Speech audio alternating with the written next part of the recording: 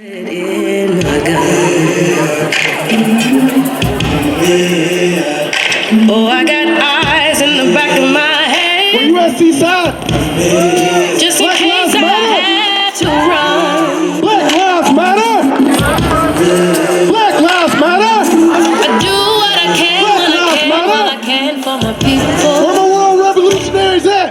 While the clouds roll back and the stars fill the night, that's when I'm gonna stand up, take my people with me. Together we are going to a brand new home, far across the river. Can you hear freedom calling, calling me to answer? Gonna keep on keeping on.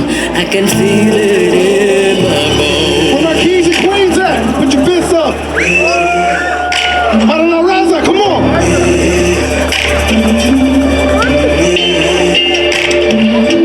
Early in the morning, before the sun begins to shine, we're gonna start moving towards that separating line. That's all day. I'm marched.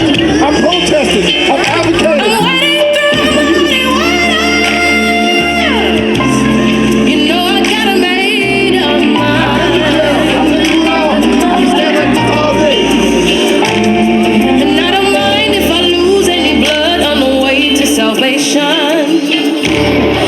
And I'll fight with the strength that I got until I die. So I'm gonna stand up, take my people with me. Together we are going to a brand new home, far across the river. Can you hear freedom calling, calling me to answer? Gonna keep on keeping on.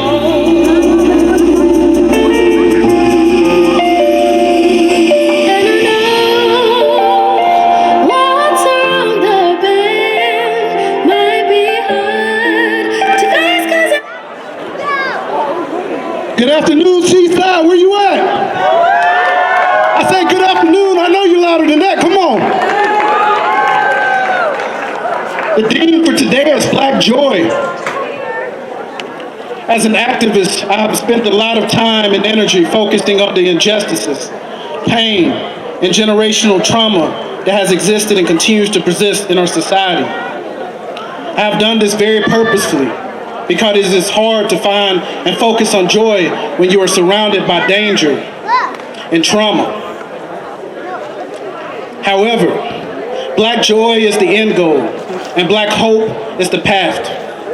I want to tell you a little of my personal story, and then I want to encourage you to utilize joy and hope as weapons to protect you and to serve you as you find your own path in this world.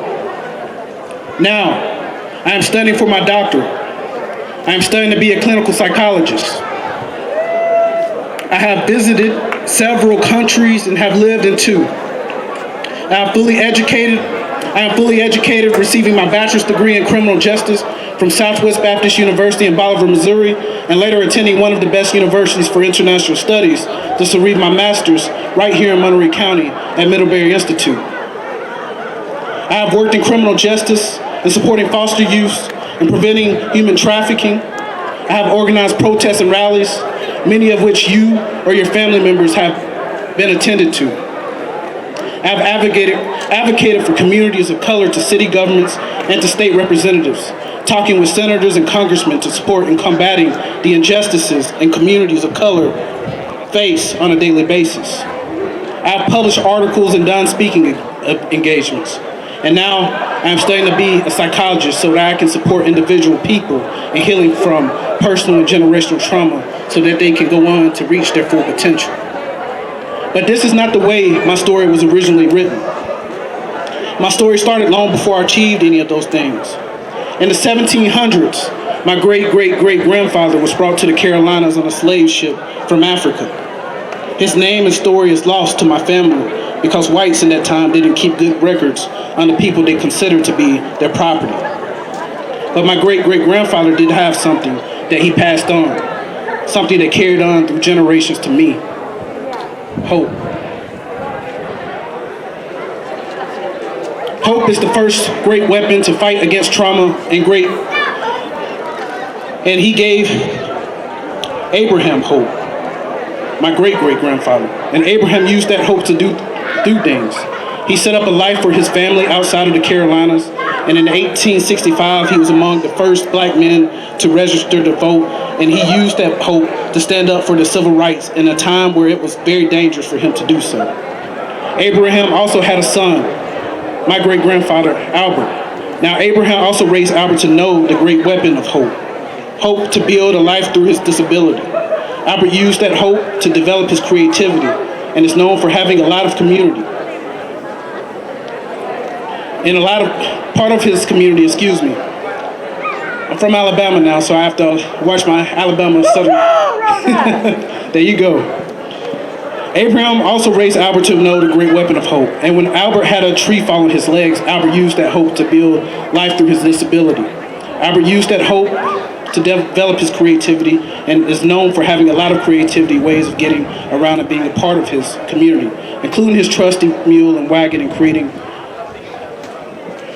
I need some glasses, getting old there, ain't I? Shoes out of tires so he could still walk around. Albert, he had a daughter that he called Alberta after himself. Used her hope to overcome a drug problem and build a marriage that lasted decades. Alberta used her hope and poured it into love for her family, especially her youngest daughter, Willie, who was my mama.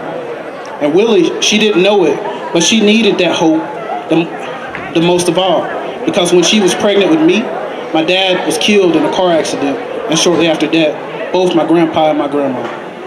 Alberta was gone too, and Willie used that hope that was passed down from generation to generation, all from Africa to a little town in Alabama.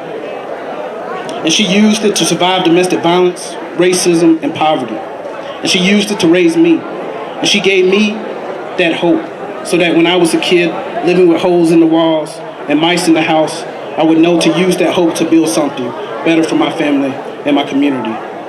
You see, black hope is an incredibly powerful thing. It allows us to overcome the most painful of circumstances and despite them to achieve great things. However, this tool alone cannot put us in the future that we want to see, because there is a powerful tool that was robbed from my great-great-great-grandfather, and that was robbed from many of us, black joy. Joy is so easily taken from us when we suffer trauma or injustice or separation, but joy is the strongest tool of them all. To me, joy is the ability to be content in my body and in my space. It is the confidence that I not only have achieved good things, but that I deserve them. Joy is the freedom to laugh, to dance, to play an instrument or sport. It is the freedom to be just who you are, not because of your experience, and not despite your experience, but to be that just because it is who you are. Joy is the ability to dream. Black communities have always used our tool of hope, but sometimes we forget to use our joy. At one time, joy was used against us, used to tell us that we were happy with the way things were. And through that, our joy was robbed of us. Our people were robbed of such. My great-great-great-grandfather was robbed of his name and his freedom. My great-great-grandfather Abraham recovered his name and his vote. My great-great-grandfather Albert recovered his creativity. My grandmother Alberta recovered his right to be sober and have a healthy family. My mother recovered his right to grieve and his right to heal. And I recovered his right to education and his right to speak against injustice. You are the generation that is reclaiming his right to joy. And once you do, it will never be taken from us again. So, I leave you with this, that joy is the tool we really rely on in the future. Joy does not mean that things do not need to change, but it's the confidence that we deserve to change and can achieve change. That joy is your tool.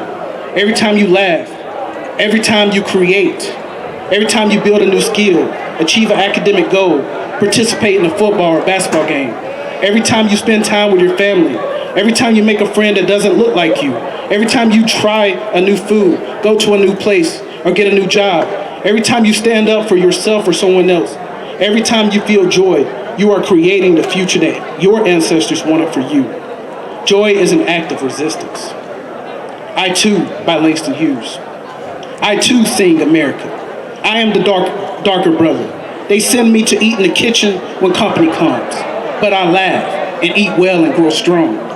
Tomorrow, I'll be at the table when company comes. Nobody will dare say to me, eat in the kitchen then. Besides, they'll see how beautiful I am and be ashamed. I too am American. Thank you.